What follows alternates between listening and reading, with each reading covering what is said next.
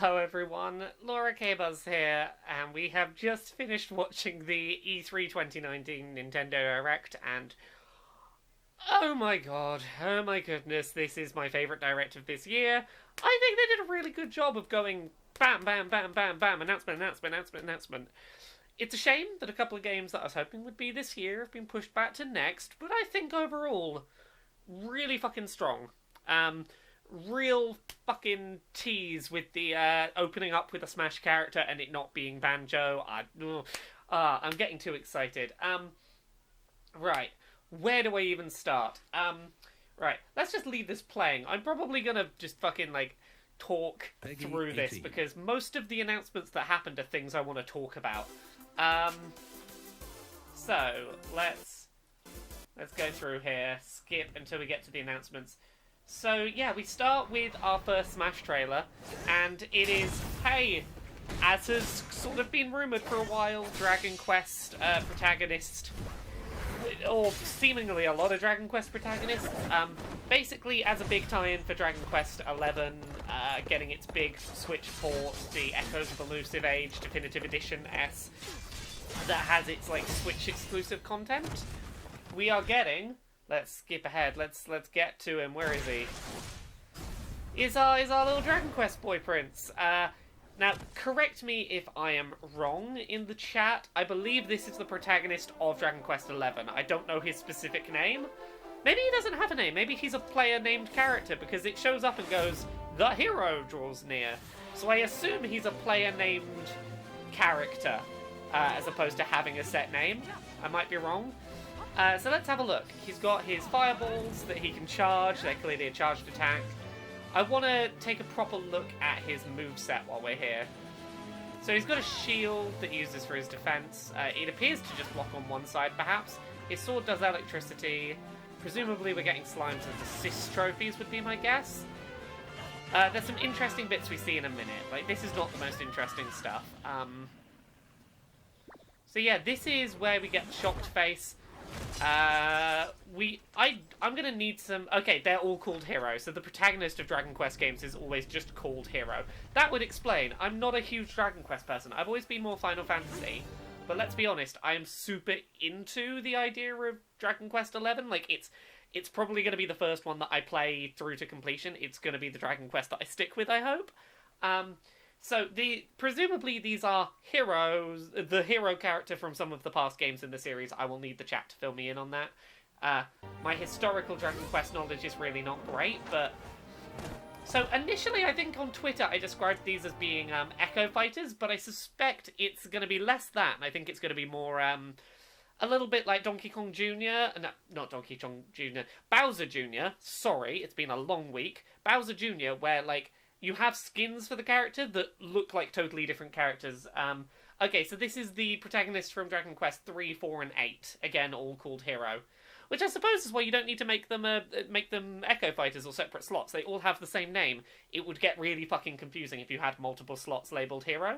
I suppose you could go DQ11 Hero, DQ3 Hero, but I think people are probably right. It's just going to be reskins as opposed to Echo Fighters. There won't be even slight tweaks between them.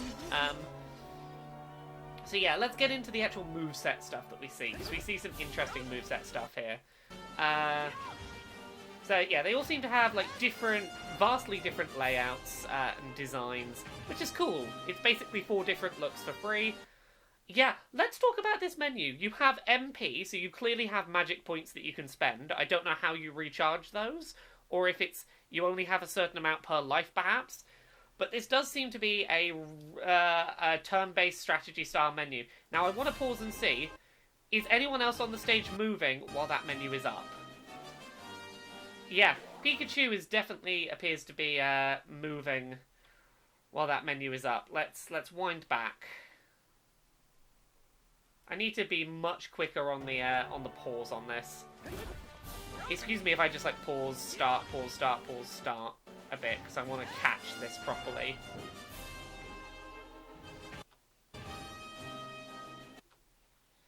Okay, so the menu is up and Pikachu's still moving. This doesn't stop time. I wouldn't have assumed it stops time. Hello to everyone in the chat. But yeah, you have... I'm assuming this is the trade-off, is you have some really cool utility for this character, but they have very limited uses of it per life. So Snooze, presumably, is, yep, put Pikachu to sleep. You've got Bounce that projects, that reflects projectiles. You can turn to Metal. You've got a really fucking good recovery move. Kamikaze. Presumably Kamikaze is if you are near to death, you can take some other people out with you. That's going to be really powerful. But presumably you have limited uses, because it's MP related, and this trailer doesn't appear to show any way to recover MP.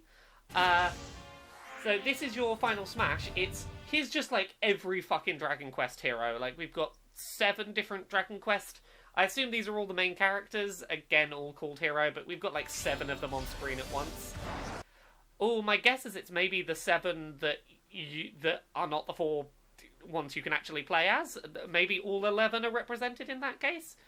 Fire Spell, Reflection, Power Boost, and Sleep, okay, are your things. People are saying it looked like an idle animation. Yeah, but even if it's an idle animation, they're still moving. It hasn't, like, frozen time. So yeah, that was a strong showing. Like, I did not think I would be excited about Dragon Quest character coming to Smash Brothers, but like, that's a cool way to show them off. It had some interesting utility. I'm surprised we didn't get like a date or a month or a better idea of when it's coming.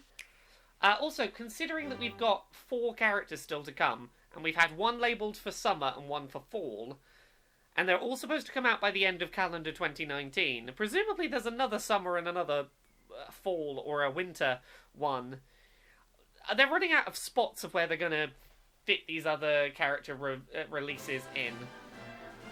My assumption is that they've sort of skipped to the 2 most exciting ones for E3 to get people hyped. Like, there might be other ones that are coming out before, say, Banjo, but yeah, we'll get there in a minute. So we get another trailer for Dragon Quest XI. The main thing that's important is we get the release date, September 27th, 2019. When are we getting Bowsette and Smash? I would love if we got Bowsette and Smash. I don't see it ever happening. So here we can kind of skim through this a little bit, but we got a really cute little skit where they introduce Doug Bowser. I like that they're acknowledging the joke of, haha, his name is Bowser and he's in charge of Nintendo now. Look, it's Nintendo. It's Bowser, the new head of Nintendo America. Wait. No, wrong Bowser. I thought this was a really fun, cute skit. Like, let's stop and talk about this for a minute. I think that it's really important to take into account that Reggie Fils-Aimé has been the face of Nintendo at E3 for Nintendo Directs. He's been like a very personable face for a long time. He's such a meme, such a lovable character of a CEO that, like, Nintendo's got a real job on their hands to find a new English language replacement for Reggie that people are gonna find as endearing. And I think this was a smart start, like introducing him with a little bit of a gag, going, haha, his name's Bowser, and then letting him handle most of the presentation stuff on during this direct. I think that this is the turning point. I think they picked the big direct that they had. Yeah, Nintendo picked the biggest direct they had this year as a good opportunity to go, let's introduce you to him. He's going to be showing up more through the year. You're probably going to have him as your new face. Let's get everyone on the same page with a slightly cringy gag all at once. I do like Yugdras's comment, OG Bowser looks so proud about being president. You know what, I'd be totally okay with Bowser Cooper being the new president of Nintendo of America. I would enjoy watching him host Nintendo Directs, just rah rah rah rah rah rah rah rah rah rah rah rah rah rah rah, and then there's a new trailer. I would watch that. That'd be great. That'd be a fun, silly goof. Right, let's skim ahead a bit. What was the next announcement? There's a bunch of stuff in this one. Doug Bowser. What's he showing us? Oh, Luigi's Mansion footage. So I'll show some of the footage now. This game looks gorgeous. I think it really helps that it goes for a very minimal, blocky style. It's not trying to be overly detailed. It's very exaggerated in its style, and as such, like, they can definitely put more effort into lighting, into the overall like polish. It's a very like linear corridors kind of game. They don't have to render big environments. They can be very they can really focus on the small scale details, like the facial animations and the lighting, without having to focus too much on the rest. So yeah, generally you've got the same abilities as you had before. Shine the light, suck them into the thing, get their number down to 0, they go into the vacuum. There are some new moves, and we will get to those in a second. So yeah, you can grab a ghost and slam it to the ground. Most interestingly, you can slam it against other ghosts, like we're going to see there, to do damage to them all. You can stick a plunger onto something, and then suck physical objects. So it's a good way for like breaking doors off. I think we see an example here of you using it to pull a shield off of an enemy. So that's a fun little gimmick. Oh, is this the power that looks like a fart? So I think maybe the implication is that your poltergust is sending out a bunch of air, but Luigi getting knocked off the ground, to me it looks like he's doing a big old fart to make them all get blown back, and I'm like, silly Luigi. It's an anti-ghost fart. It doesn't seem to affect their number, but it buys you some space. So that's cool. Oh, Gooigi. Luigi and Gooigi to use both their skills. Okay, so Gooigi is a secondary character that in single player you switch between Luigi and Gooigi. You can pass them off to a co-op player, and the co-op player can use them in real time. Gooigi's downside is that they can't touch water, but their pro is that like they can fit through bars, they can walk over spikes. It seems like you will require Gooigi to get through the game. You will have to swap to and from them occasionally. So yeah, let's skim back. You can go through, you can splooge through bars, you can walk over that. There are things that only Gooigi can do. You might need their help to do certain things. But yeah, you can play as co-op. Now, you can definitely get certain distance apart, and the camera will zoom back to accommodate that. Proceed with caution. We don't see any, like, split screen happening, like if you get too far away from each other. I assume that there's a limit to how far you can go. I would guess that standard Luigi, who's not made of goo, if he goes through a door, Gooigi has to follow or vanishes, would be my guess. Yeah, weirdly enough, the ghost slamming mechanic was used in that Ghostbusters game that's getting re-released. Yeah, you're kind of right. I'd not really thought about that. So yeah, Gooigi will just get sucked down drains. He's not perfect. Okay, so this is co-op. So this is a 4-player co-op mode. It didn't specify whether it's online or local, or whether you can do it with friends, or whether it's with randoms. But the idea is 4 players together try and clear a bunch of rooms in a skyscraper before a time limit runs out. I think the highest amount of time on the clock we see in this trailer is a little under 5 minutes. Yeah, we see a couple of like 4-minute 30s. I'm assuming it's 5 minutes or so of 5-minute dungeon, try and get through quickly, can you get through the floors? You clear at least I assume that's 5 minutes per floor, and try and see how many floors you can clear. Appears to be the case. But yeah, more Luigi's Mansion. It looks like a pretty nice game. We do get a bit of a look at some lore here. 3 Toads, Mario, and Peach have been captured, so they've upped the stakes from the first game where it was just Mario. I'm liking the look of these bosses, these sort of paper cutouts, the big evil angry Boo. We don't know when the game's coming though. It's just 2019. My hope would be Halloween. I was hoping for Halloween. Binman says it was a smart move on Nintendo's part making a separate Pokemon Direct a little while ago. Yeah, they always do this with Pokemon. Like, every time there's a Pokemon announcement near E3, they do a Pokemon Direct ahead of it.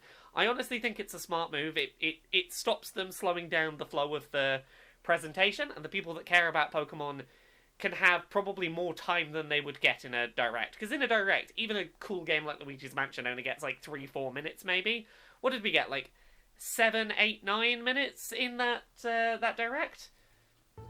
Yeah. Doug Bowser again. What do we get after this? The show. Day 3, blah, blah, blah. What other? You won't want? What one I want to miss? Oh, okay, so this was a neat little surprise. It seems like a Switch exclusive thing.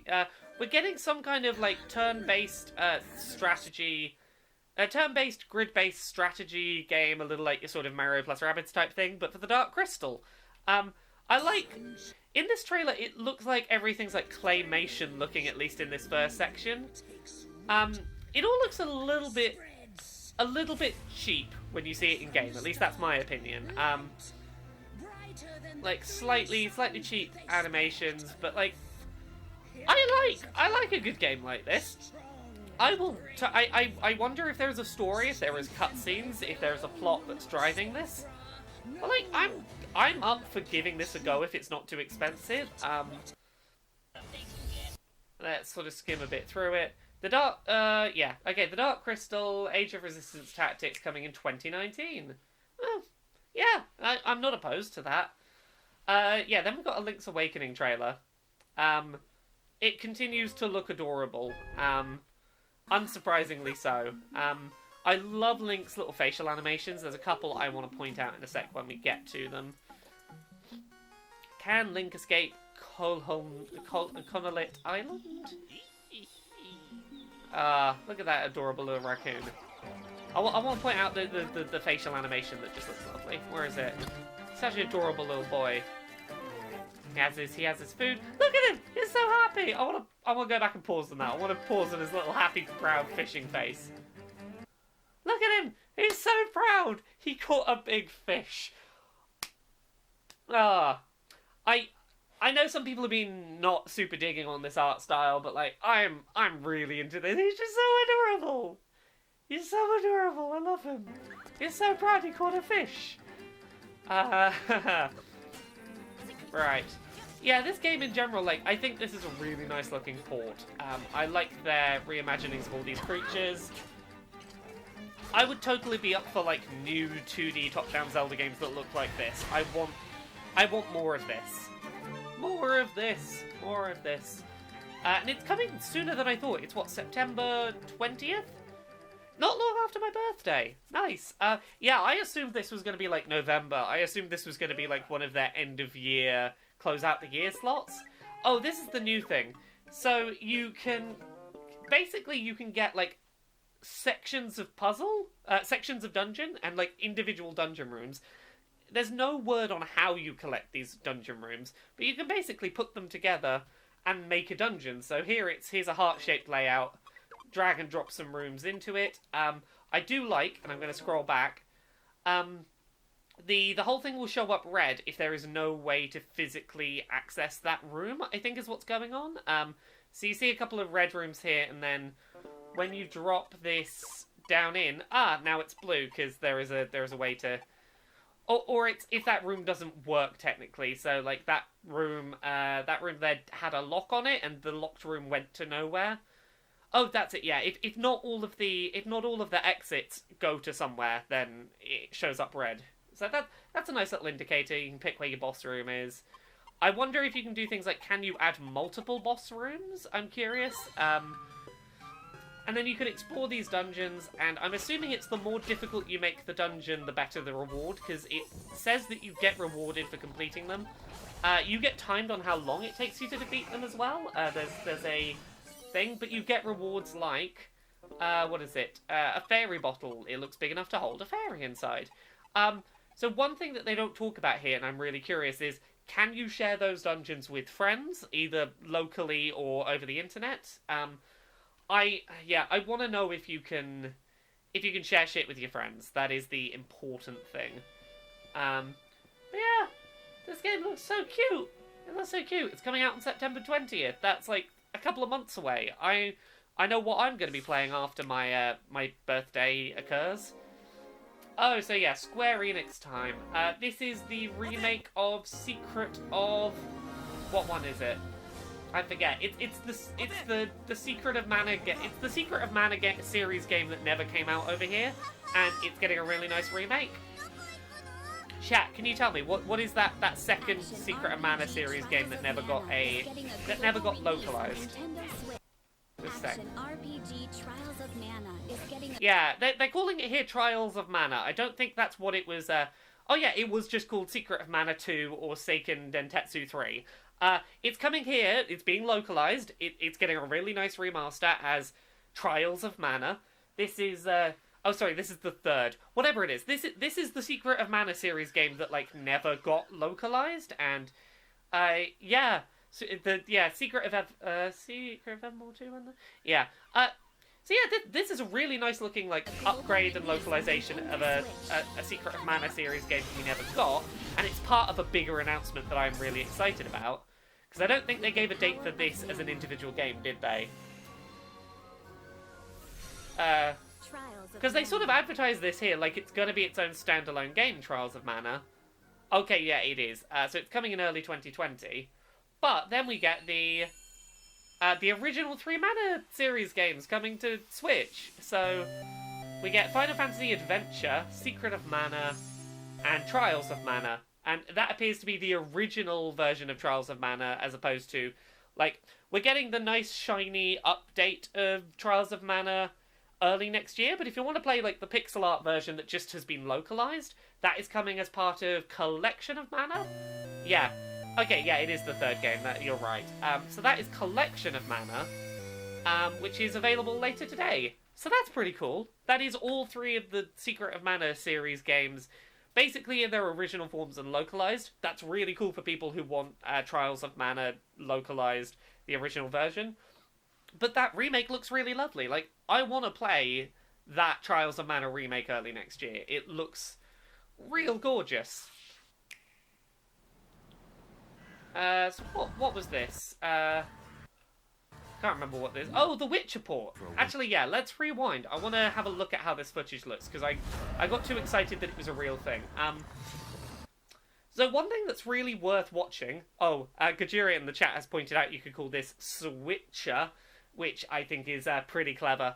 Yeah, so I think what's worth watching after we finish this live stream is go and watch the Digital Foundry tech analysis of trying to get The Witcher 3 to run on Switch. Basically, they made like a PC that they downclocked and basically tried to get as close as possible to the specs of the Switch.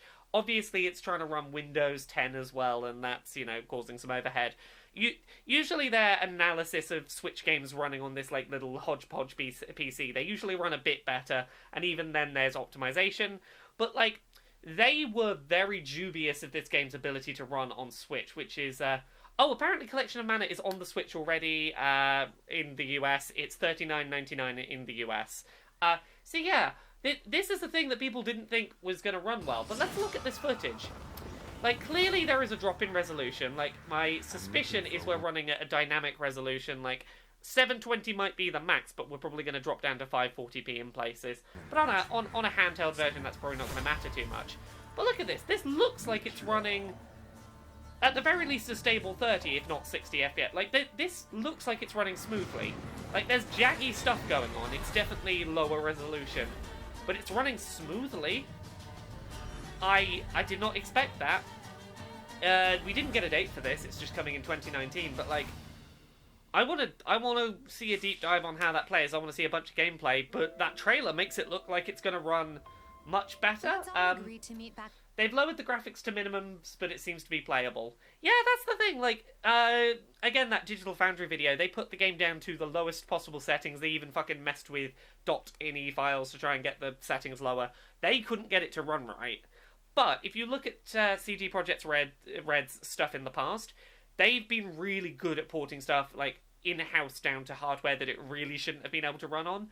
Like, they got one of their previous games running really impressively on 360.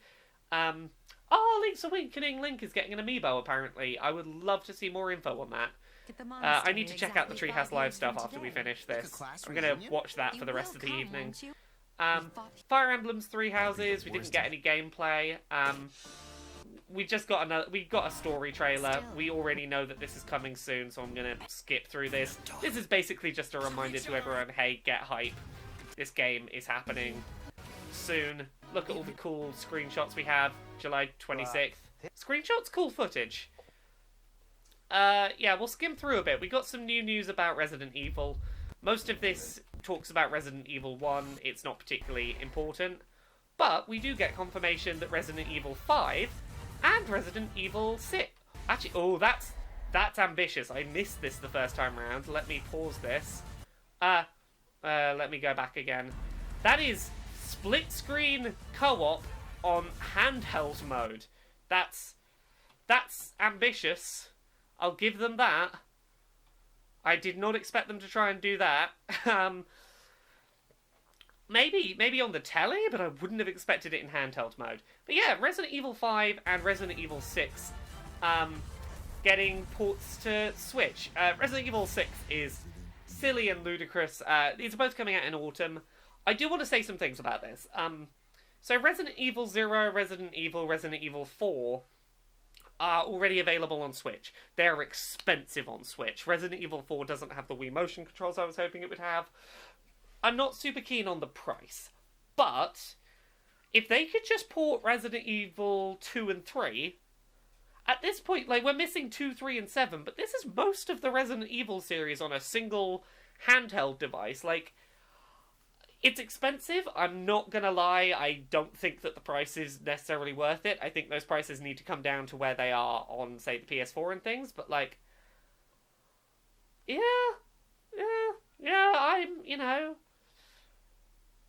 I'm kind of into the fact that 5 and 6 are coming to Switch. Like, I will at some point, if the price is right, or if I have some spare, Nintendo coins lying around to lower the price, I would totally replay all the Resident Evils on a handheld. I would love to own them all on a portable. I'm not upset that these are getting ports by any means. I didn't expect those two to get ports. What did we get after this? Oh, shit. No More Heroes. So, before we get to this, I want to talk about my thoughts about No More Heroes. Travis Strikes Back, Travis Strikes Again, I forget which one it is. Basically, the Switch got a top-down, sort of indie-looking No More Heroes game back in, I think it was February. It was not good.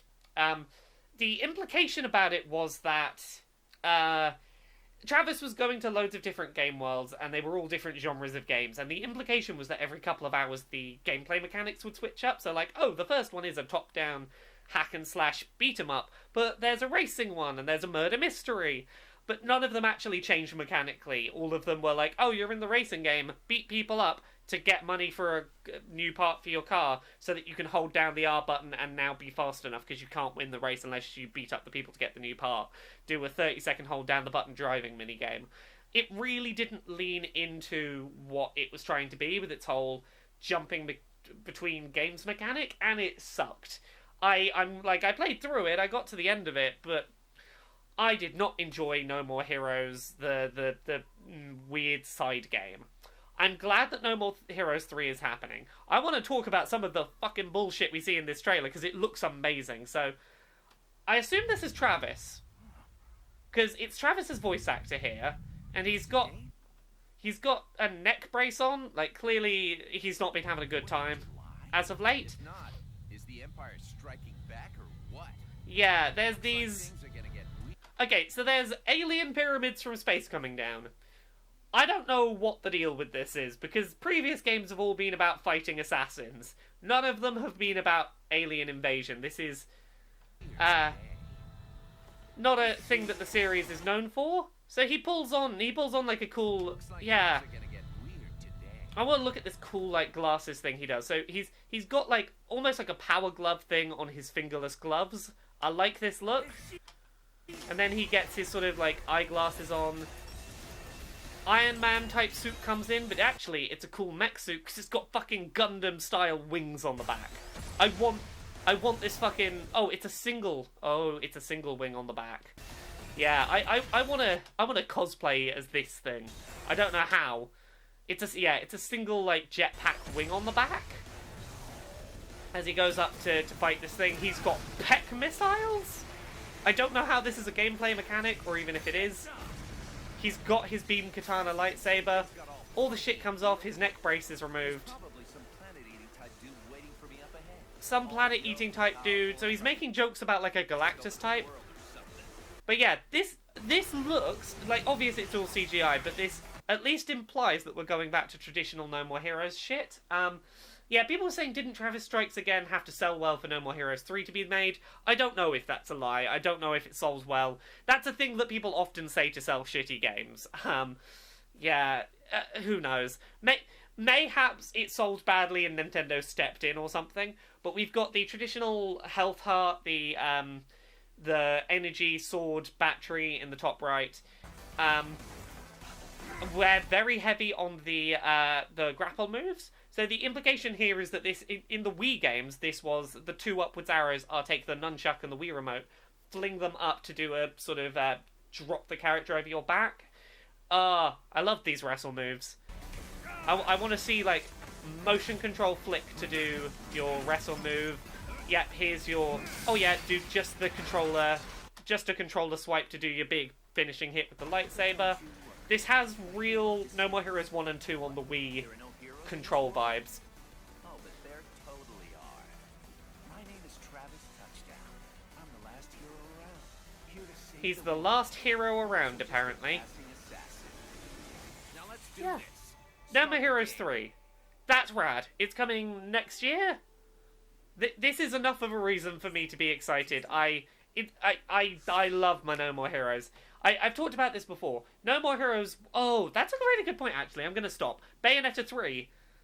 When the fuck are we seeing more of that? I expected we would see that, and that is a really weird thing that that we haven't seen more of that. But yeah, No More Heroes 1 and 2 are like my guilty pleasure favourite games. Like, the original No More Heroes is like my favourite game ever that I can't give more than a 7 out of 10. Because it's a shit game, mechanically. It's a lot of repetitive button mashing and, like, busy work and collecting money to go do the cool thing you want to be doing, and an open world that's completely empty and pointless and doesn't, further the game in any regard. It's not a good game, but I fucking love it. It really commits to its over-the-top, silly, boss fights and stuff. It's one of my favourite games that I have to recommend with huge caveats. No More Heroes 2, like, definitely streamlined a lot of stuff, but it lost some of the charm of its bosses. It wasn't quite as... It was a better game, but I enjoyed it slightly less. But, like, I still enjoyed both of them immensely. I think that they're real fun. I want No More Heroes 3, right the fuck now. So, thank you. There's a new Contra game. This is Kaiser. I want to listen to this again. Team of Contras during war. Hungry Beast. HB is actually a cyborg. I love him so much. Yeah, so you've This got is Miss Contra Dude, Cyborg Harakiri Panda. and her alien gut bucket. They survived by merging together during the Alien Wars.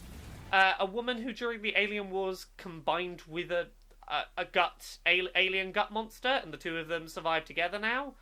Okay, this game looks super low budget. Yeah, I'm gonna say, like, it looks cheap as hell. The But gentleman, the sweetest bug you'll ever meet. I enjoy a good Contra. Like, it looks low budget. I'm hoping that it looks better to play in real time. But, like, it looks nonsense. It looks over the top. It looks chaotic.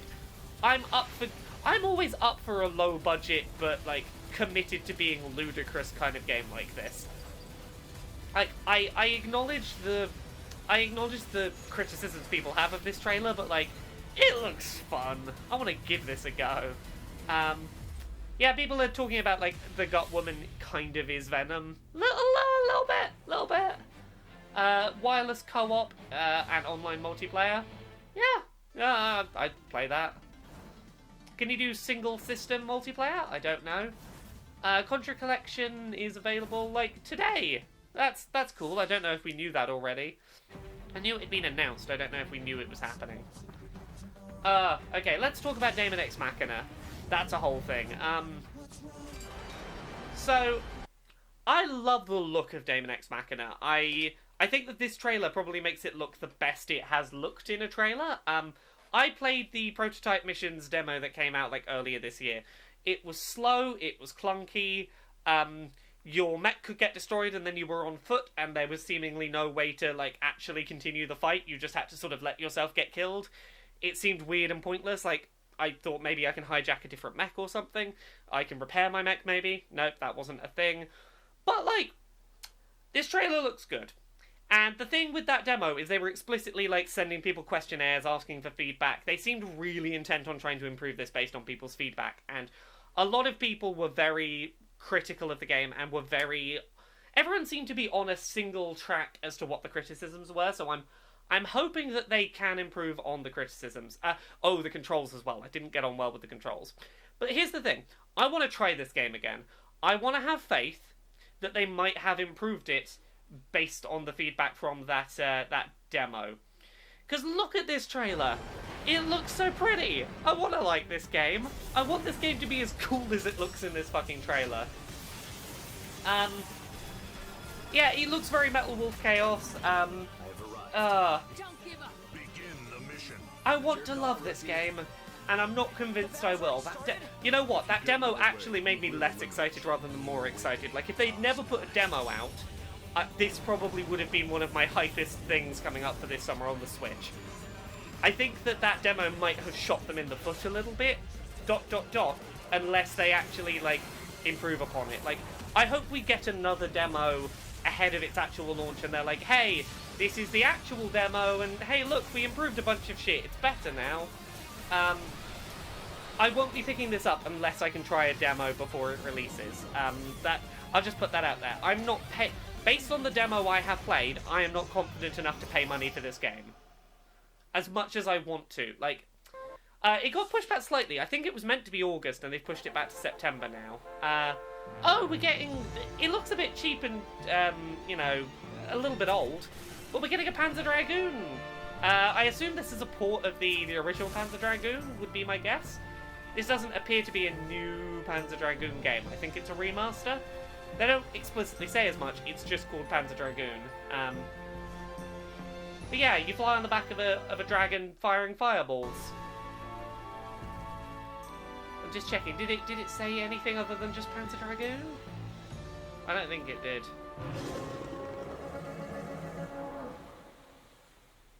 Yeah, Panzer Dragoon. That's all we got. It sure looks like Panzer Dragoon. It's coming this winter. Sure looks like Panzer Dragoon.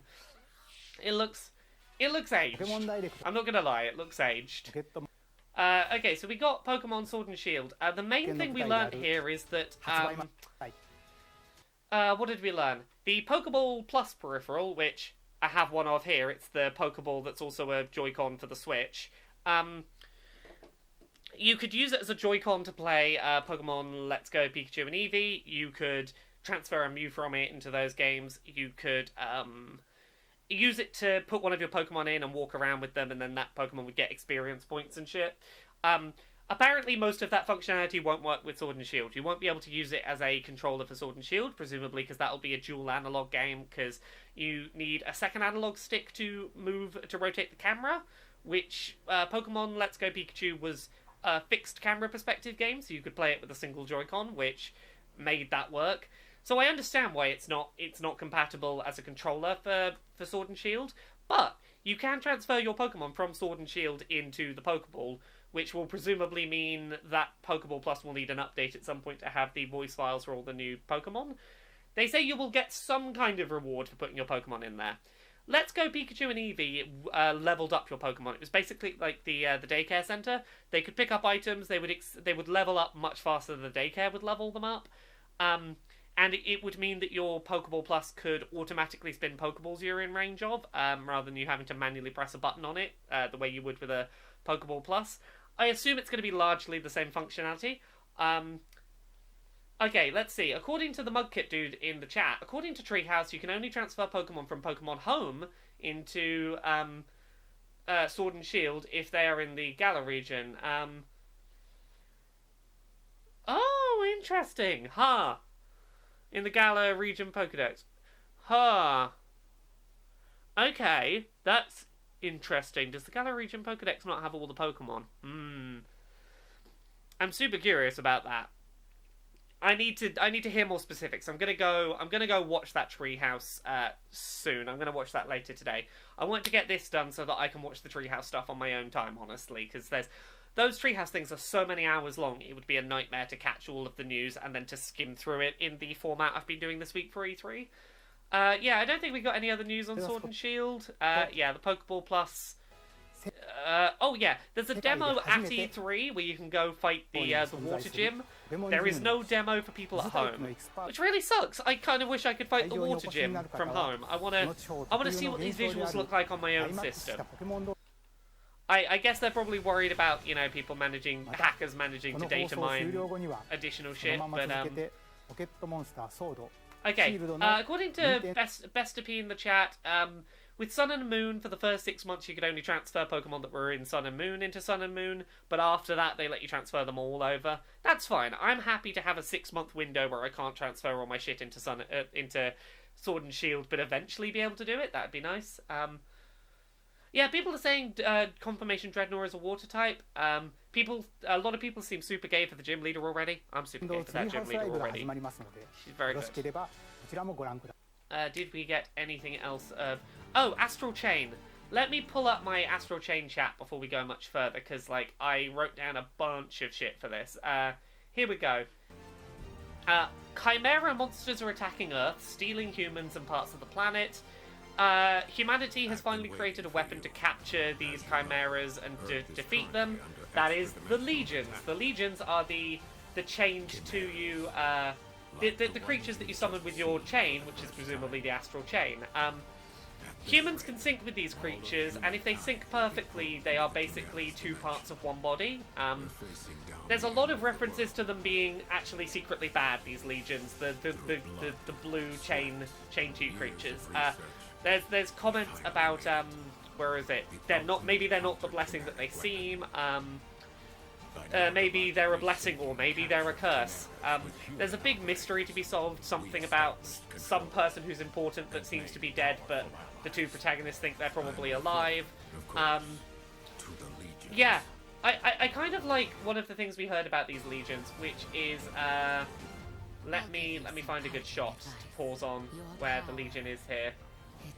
Okay, so the comment here was, if a human or a Legion, if their counterpart is on the brink of death, the other one will step in to save them. Like, it seems like it's a symbiosis thing. It's a little bit like, it seems to be a little bit like being drift compatible in fucking, what's that film called? The one with the big mechs. The big mechs one where you have to drift with each other. Drift compatible. You know what one I mean. I've completely blanked on its name. This looks fun, like Persona X Xenoblade X Max. Yeah, like, this is Platinum Games. Platinum Games make good stuff. Like, I don't know the last time I played a Platinum game that wasn't really fun to play. And, you know, in terms of, like, tone and story, this looks like totally my jam. It's neon future, laser chains, fight with your buddy, summon.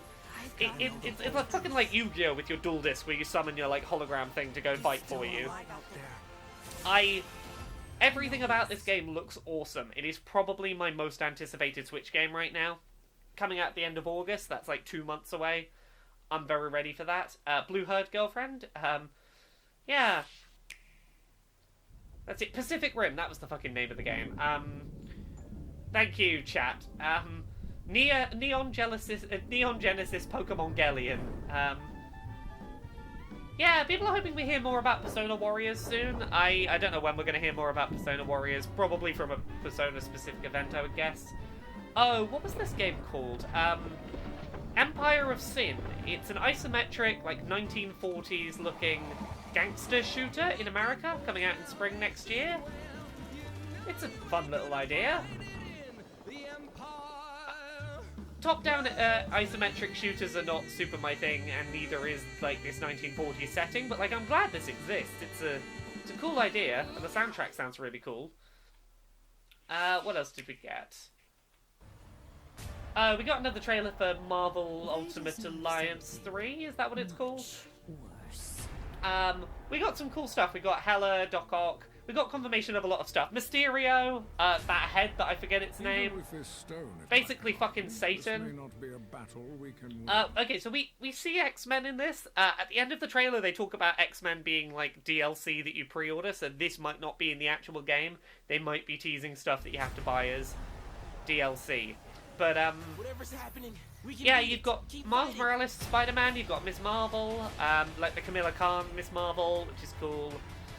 I don't know who that is, but they seem rad. They have cool guns. Ghost Rider. Like, the more characters I see added to this game, the more I'm like, yeah, I want to play this fucking game. You got fucking Elektra. A lot of these characters I've overlooked because last time I thought about them was shitty movies, so, like, it's nice to go, hey, there might be a cool way to play. Oh, Spider-Gwen's in there. I hadn't spotted Spider-Gwen before. We've got Thor, obviously. The X-Men, which again I think are DLC. Guardians of the Galaxy. Yeah, doesn't this look fucking rad? And we're all up against Thanos. We know who Thanos is. He's trying to snap all the shit away. Coming out July 19th. Here we go. The expansion pass features Marvel Knights, X-Men, and Fantastic Four. Content available starting autumn 2019. I don't know if that means those franchises are exclusive. Right, let's talk about Crypt of the Necrodancer. I thought this was a fucking shoo-in to be like, and it's available right now. Like, that seemed like such an obvious way to win and to get excitement for this conference, to have a game available during the conference, and that's not the case. You can play as Link, you can play as Zelda, you can play as Cadence, who is the character from Crypt of the Necrodancer. This game continues to look adorable and have really cool music that I am super all about. I want this game, like, thankfully there's not too long to wait. Coming out on the evening of June 13th, so it's 2 days away, which means it's coming out on a Thursday, which is usually when the Switch eShop updates, but considering it's so close, Nintendo, just, like, surprise release it now. Put it out during the fucking conference.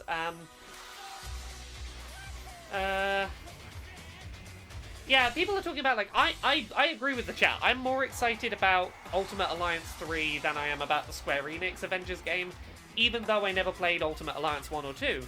Mainly because I want a single-player Avengers game with a big cast. I don't want to be playing a live service game for the next year, or 2 years, or 10 years, or... Like, they talk about that being a game where it's going to have, like, routine, regular updates for fucking forever. And I just want a game with an ending. I want to be able to play through a game, finish it, move on. Oh, there's Sonic and Mario at the Olympics. I sort of didn't focus on that.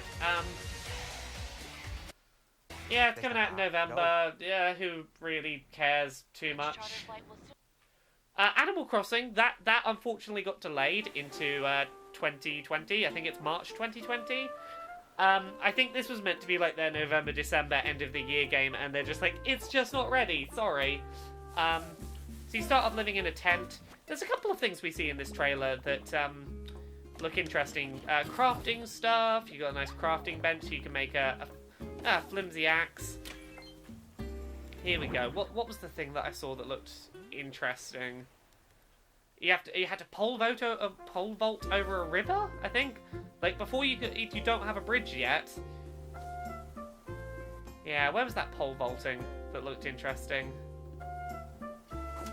Yeah, there we go. Pole vault over a bridge. That seems interesting. You dig shit up. It looks like Animal Crossing on an HD system. It's what you would expect Animal Crossing in HD to look like. I'm not seeing any huge surprises. You make a flower crown. I don't know if this is trying to imply multiplayer, maybe, because there's a bunch of human characters in one world together. The 20th of March 2020, so we're like 9 months or so away from that coming out. It's canon now in the chat, says, I saw someone describe this as Tom Nook's Fire Festival. Oh god, yeah. Here's an abandoned island. Come live in a tent on a sunny island. Yeah, it was meant to be 2019. We pushed it back because I would always rather they push it back than, like, you know, rush it out. I'm not surprised we didn't see... Oh, can I just talk about this? Oh, I fucking called this. So, some of you might remember, a little over a year ago, I wrote a thing for Kotaku UK about how the Spyro the Dragon remaster was going to get announced. I think I said, like, by the end of the month, and it was, like, 3 days after the end of the month. I was a couple of days off, but I was like, hey, first 3 Spyro games getting remastered. It'll come to Switch a year later. And everyone told me I was full of bullshit about the Switch port, but here we go. I feel very proud of this one. I did say that not only was the remaster real, that it, like, within about 3 days range, I did, you know, say when it was going to get announced. And I said it was going to come to Switch a year later. I feel like a little bit... I'm not... Now that I'm back to being a solo creator, I honestly don't want to go back to doing leaks. It's not worth the effort. And, like, honestly, this E3, particularly watching the Microsoft conference, has taught me that, yeah, leaks do somewhat, like, kill off the excitement of some of these conferences. some of the things that got me most, like, I would have been most excited about during the Microsoft conference, I wasn't, because they got leaked by people, and yeah, I kind of see the other side of it, and I want to move back from that. But, you know, with that said, I'm very proud of myself for this one. I'm very proud that I got this right. So, I'm excited that this is happening. I deliberately didn't play this on console when it got ported, because I was like, you know what? I want this on Switch. And I just waited. I was patient. I was confident in my sources. It's coming, so I'm very excited about that. I wanted to do this, yeah. Cuddle Rat in the chat. I didn't buy it on PS4 at launch because I wanted it on Switch. I caved and bought it a month ago. You trust me. Just wait for E3. It was gonna happen. I told you. So yeah. Anyway. Sorry. That's enough self-indulgence. Honestly, that was too self-indulgent. I'm glad that this is getting a Switch port. It looks great. I will play that. Hollow Knight Silk Song, which is a big expansion. You can play as this girl character. That's happening. Oh, Ni no Kuni, Wrath of the White Witch, the original Ni no Kuni. That's coming out in September on Switch. If you've never played the original Ni no Kuni, it's great. Now, granted, my memory of that game is like really hit and miss, because I got this game 48 hours before embargo lifted, and I spent 40 hours without sleeping playing through the game and then writing my review. It was one of the first games that like I got ahead of embargo, like early on in my career, and I remember really enjoying it. It's got a really cute, like, it's made by with Studio Ghibli. The Welsh little character Drippy with the lantern hanging off its nose is fucking cute and adorable. It's basically an RPG where you can, like, capture the monsters and use them like Pokemon. So what you're seeing here is a monster you fought against earlier in the game is now your fucking Pokemon summon. Minecraft Dungeons, we saw that during the, what conference was it? The Microsoft conference? Was it the Microsoft conference we saw it in? It looks fun. Elder Scrolls Blades, that game is shit and microtransaction-y to fuck. Don't get it on Switch. My Friend Pedro is coming out later this month. That game looks chaotic and fun. I want to give that a go. Doom Eternal, I'm glad that's coming to Switch. I don't think we have a release date for that on any platform yet, but it seems like it's going to be day and date. The Sinking City, that was shown during the PC Gaming Show yesterday. CGI trailer, no real clarity what it is. Wolfenstein Youngblood, still coming out on July 26th. It's the same day as it comes out on other systems. Thank you, Bethesda, for properly supporting the Switch with day and date software support. Fucking Alien Isolation's coming this year. Didn't see that one coming. I really enjoyed Alien Isolation. I'd love an excuse to go back to it. Final Fantasy Crystal Chronicles is coming this winter. I'm glad that there's a way to play that without requiring 4 fucking Game Boy Advance link cables. Dragon Quest Builders 2. There was a concern during Square Enix's press conference that this would get delayed because, like, the Square Enix press conference only said PS4 on July 12th, and people were like, oh, does that mean that this version's getting delayed? No, it's coming out on July 12th. I really enjoyed the first one. I'm really glad this one has up to 4-player co-op. I'm totally going to play this one with my fiancé because we both really enjoyed the first game. We're going to play this one in a bunch of co-op. It's going to be great. Oh, the Stranger Things game comes out on July 4th, the same day as the new series comes out. Just Dance, we can skim ahead of that. Settlers of Catan is coming out on June if you want to play a board game on your phone, on your Switch. Let's talk about this. New Super Lucky's Tale. This is an Xbox exclusive. Microsoft owns this studio. It was one of their big, like, VR exclusives. I'm really curious if this game is going to have Labo VR support, because this game is, like, in VR. That's its big selling point on Xbox One. But yeah, this is another, like, small, fun platformer that can run on Switch that Microsoft own, that they've gone, yeah, let's let Nintendo have it, because it'll run on their thing. We don't have a handheld. Let's just fucking let them sell Super Lucky's Tale.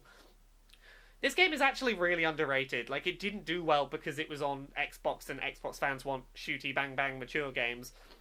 But, like, this is a totally rad game, and people should, like, not sleep on this. You should pay attention to it. It's super, super cool. What else is there?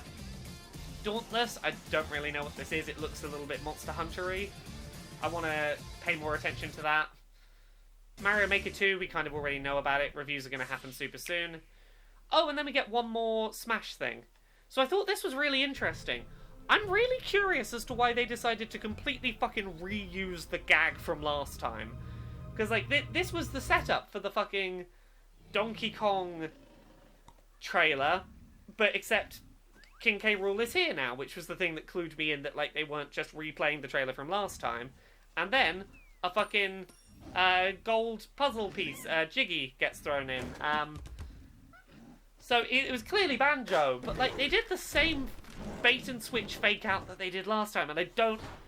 It feels like a weird choice to repeat the same thing that they did before. Like, did they run out of ideas, maybe? I don't know. So it looks like Banjo and Kazooie. Oh no, it's the Duck Hunt dog and bird. Ha ha ha! Isn't that a good goof? Like, I think that's kind of clever. I didn't know how they were gonna Banjo-Kazooie goof that. They found another similarity. And I think that this face perfectly works for, like, fucking trolling the audience and going, ha ha ha ha ha, you thought it was Banjo-Kazooie. Yeah, Arachnobot in the chat says, I was thinking it's because they're all Rare characters. That's a really good point, actually. Rare made games for all of these characters. That is kind of a point.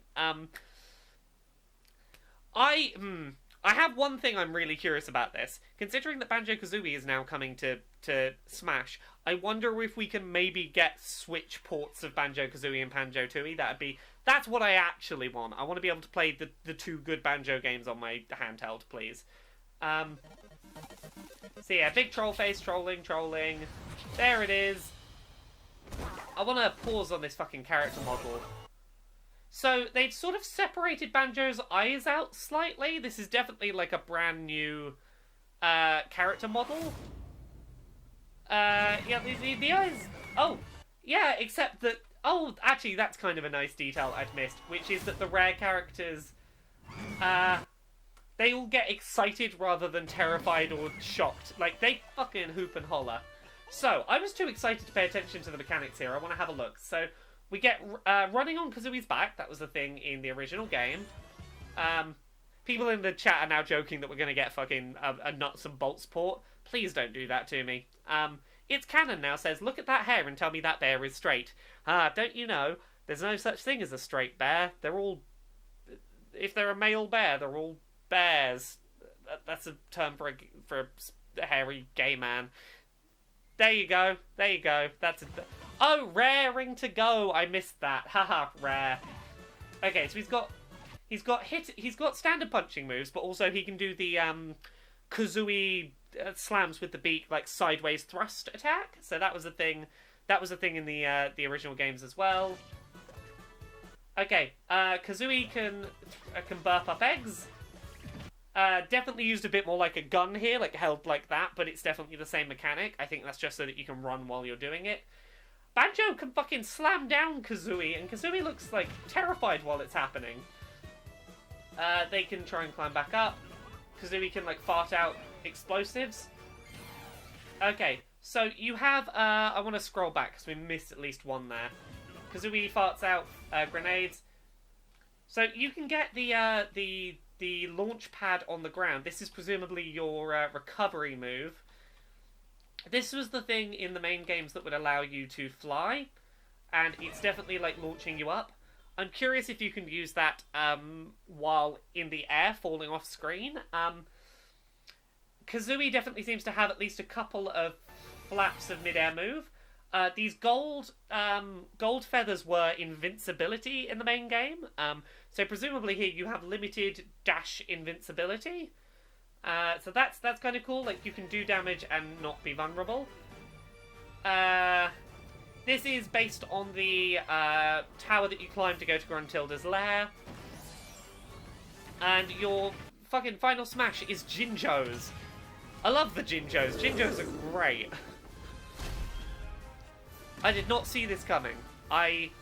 When we opened with a Smash character, I thought that was it for Smash characters. I didn't think we were going to get this. I thought it was not happening. Let me mute my mic a second. I've got a cough. Spiral Mountain, that's the one. Oh, the bear just wants some pancakes. Oh. I thought that was going to be our closer. Coming in autumn. And when after that we came back to this guy and he was like, ダックハントではなかった we got one more surprise for you. I was like, 今後の追加コンテンツに what the to that wild card, I hope this means Banjo-Kazooie port to Switch. I really do. But yeah, when this guy shows back up and goes, we've got one more thing, I was like, you just gave us fucking Banjo-Kazooie on Switch. What the fuck have you got to close out that's going to be bigger than that? Oh, we knew it was happening. They've been staffing up for a while, but Breath of the Wild sequel trailer. So, let's fucking break this down, because I was just getting too excited in real time. I need to pause and, like, look at shit. と言いましたが I have one more thing to show you before we finish. She's a big surprise. This is a little thing. あります I'm really hoping that we, like, this is the big thing for E3 next year. I'm so excited. I honestly didn't think we were going to get a second big Zelda game on the Switch. I think that, like, they definitely seem to be reusing a lot of the topography from Breath of the Wild, and we'll get to that in a second. I think they're doing a, my guess would be they're doing a Majora's Mask style thing where they're reusing a lot of assets but completely remixing the mechanics and the story. That would be my my gut. Princess Zelda has short hair, people are pointing out. Yeah, this definitely seems like a Majora's Mask situation. So, there is this green spiral energy around this crazy, like, old lady strapped to the ceiling who seems to be, like, pure fucking evil. And maybe she's a dragon, maybe that's dragon tail swirling. Yeah, this trailer's really dark. It's very difficult to tell quite what's going on. So Link and Zelda travel together into what appears to be... okay, they're wearing the same tunics. I'm guessing this might be direct sequel. I'm really hoping it is. I'm hoping this is Zelda who has been reawakened from the end of Breath of the Wild. She's proven her ability to fight, and she's no longer got her father, like, holding her down, holding her back, stopping her from being an adventurer, and that sort of shit. I'm glad that we're seeing them actually go on an adventure together. I hope this isn't flashbacks again. I hope that this is, like, the time and setting of the game itself. That would support the cutting her hair short is, you know, that's more practical for being an adventurer. That's what she always sort of wanted to be. She wanted to be a research adventurer. So, they go looking, I'm guessing from the end of the trailer where the castle rises up in a minute, that this is them exploring potentially under Hyrule Castle, maybe? Yeah, let's have a look. People are saying in the chat, same exact clothes makes me think you might be able to choose which one to play as. I fucking hope that's the case. I would fucking love it if that's the case. I like the other theory that's going around right now, and we'll get to that in a second, that maybe you play as Princess Zelda as opposed to Link. I'd be up for either. I wanna be able to play as short-haired Zelda. So evil magic is spreading. They're exploring this big-ass dungeon. I like that Zelda is the one carrying the torch. She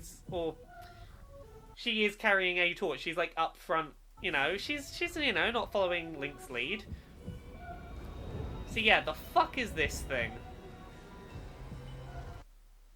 It's like a mummy, like a cursed mummy with black and red evil energy pouring out, with a hand that's glowing, like, reaching into the mummy's chest. I'm really curious what the fuck is up here. Oh, there's a bunch of shit I need to pause on in this. I don't want to miss this shit. I'm going to have to just do some frame by frames. Apologies if this takes a second. So I want to get back to the very beginning of this here. Okay, so the same sort of glowing light that was, like, the hand that was reaching into the old lady's chest, the old mummy lady's chest, seems to be getting to Link and then, like, wrapping around him a bit. And this definitely doesn't seem like a good thing. He's seems to be trying to pull back. Yeah, let me go a few. He looks like he's shouting. He looks like he's screaming. People are suggesting the hair kind of looks like Hyrule Warriors Ganon, maybe. Yeah, this definitely doesn't seem like a good thing that this energy is, like, pulling into Link's hand, and I think that this shot is a lot of the reason why people assume that Link is not going to be playable, that Link's going to be the one needing rescues, being rescued. Okay, so let's scroll back a few frames again here. Presumably Link touching the thing and the green energy going is what unleashes this red and black energy. So Link fucked up. Oh, I want to go back to that hand-holding that I missed there for a second. Did I miss a hand-holding shot just before this, I think? It's only for a few frames. It wasn't there for long.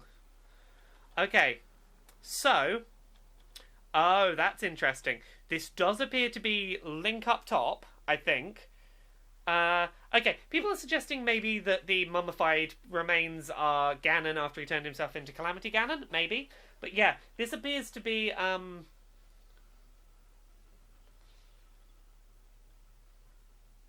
Link up top, Zelda down the bottom, but Princess Zelda is reaching up and grabbing Link's hand. This isn't a case of Link letting go and Zelda falling. Zelda is already down and she's reaching up to grab, which presumably means here she is going to get out of that situation, I think.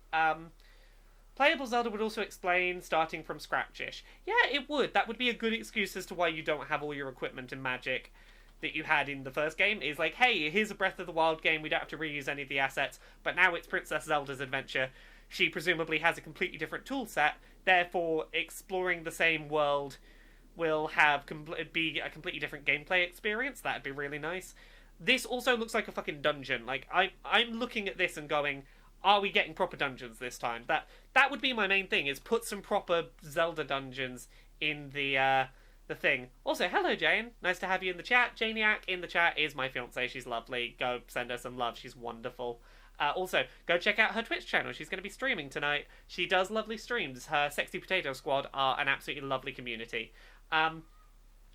So, yeah. Spook Dave's in the chat. My theory is that someone tried to permanently seal Ganon, and he started leaking as the kind of formless wrath monster that Calamity was, and this is him breaking out. I kind of like that theory. Okay. Okay, there's another shot we need to fucking look at here. Oh, there's... Okay, that... I think those mummified remains are Ganon. Let's go. So, Link is falling, and the mummified hand grabs him. Okay, let's look at that fucking silhouette on the wall, because that looks like fucking Ganon. Yeah, so this appears to be human Ganondorf, and with the hand reaching towards the chest, I assume this is what the mummified thing was. This looks like a Ganon resurrection at the fucking beginning of the game, would be my guess. Sorry, I want to fucking frame analyze this trailer.